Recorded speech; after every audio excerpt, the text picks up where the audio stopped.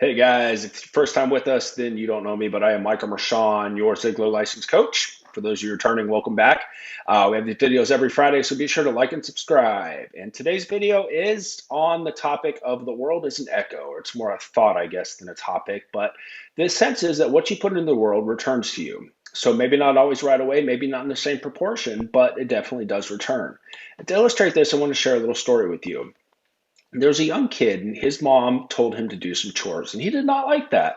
So he got super angry, threw a big old fit, and he just screamed, "I hate you," and he ran out the door. So this kid's running through the forest. He ends up at the top of a hill, and he just screams into the wind, "I hate you, I hate you, I hate you." Not to anybody in particular, so much to his surprise when somebody shouted back, "I hate you, I hate you, I hate you."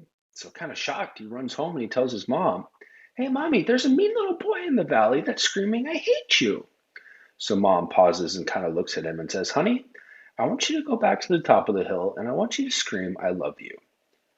So little boy runs back to the top of the hill, gets up there and shouts into the wind, "I love you, I love you, I love you." And then he waits. Sure enough, a few seconds later, somebody shouts back, "I love you, I love you, I love you." So super excited this time, little boy runs home and tells his mom, "Mommy, there's a nice little boy in the valley and he's shouting, 'I love you.'"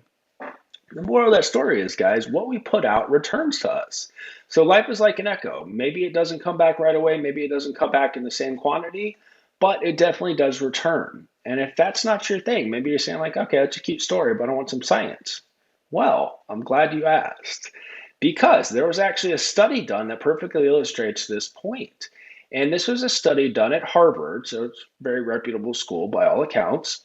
And there was a group of professors that wanted to test a theory. So they got some interns. And what they did was they assigned each group of interns a group of rats. And they broke the interns into three groups. And what they did was told the first group that their rats were geniuses. So basically, what they told them was, your rats are geniuses. They're going to blow through the maze. They're going to solve it every time. They're going to do it quickly, efficiently, and they'll probably get faster as time goes by. So I want you to buy a lot of cheese because rats like to be rewarded and they're going to want their cheese.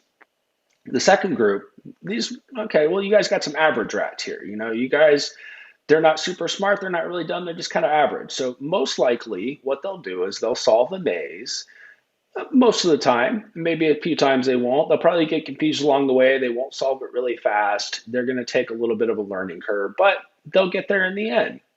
And the third group, they said, okay, your guys' rats are stupid. Like, they probably will actually not solve the maze. They probably will struggle a lot and get very confused. And if they happen to solve the maze, it's going to be a fluke. It's just going to be kind of an accident. So don't have high expectations. So what the professors did is they sat back and they let the interns run the study. And what they found that after 6 months of monitoring them, that the genius rats performed as expected, like genius rats. The average rats performed pretty average. Most of the time they solved the maze. Sometimes they didn't. They got confused. It took them a little while longer to learn it, but they did it. So pretty average. The stupid rats, they barely ever solved the maze. Now, not only that, but when they actually did solve the maze, they were confused and they didn't even know what to do. But what the interns didn't know, that there was actually no genius, no average, or no stupid rats.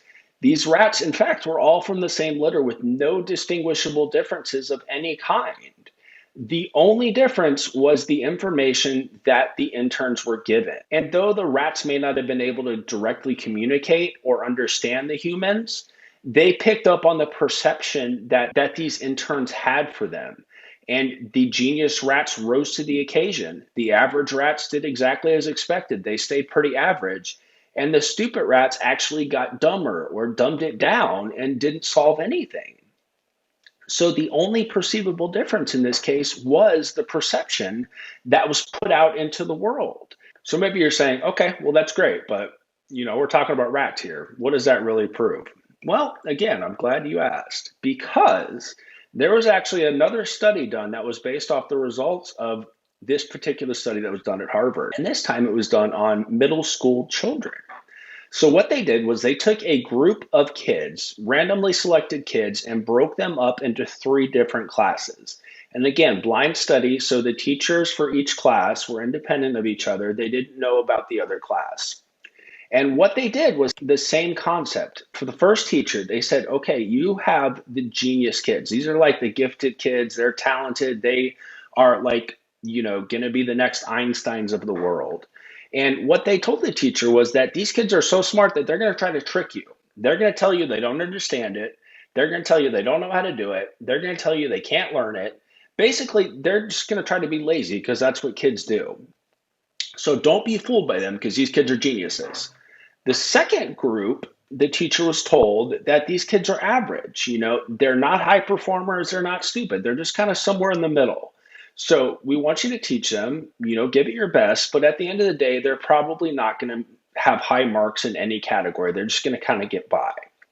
And then the third teacher, she was told that her students were stupid or they were slow. They were, they didn't learn the best. So they're probably not going to progress. So, don't put high expectations on them.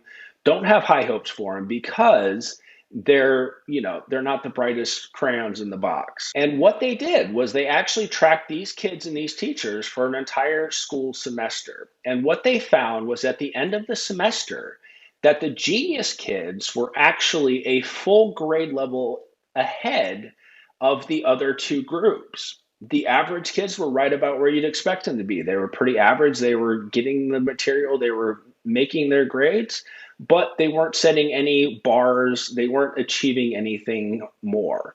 And the stupid kids, again, as you'd expect, they performed as expected. They were kind of stupid, so they actually regressed a little bit. They didn't learn all the material.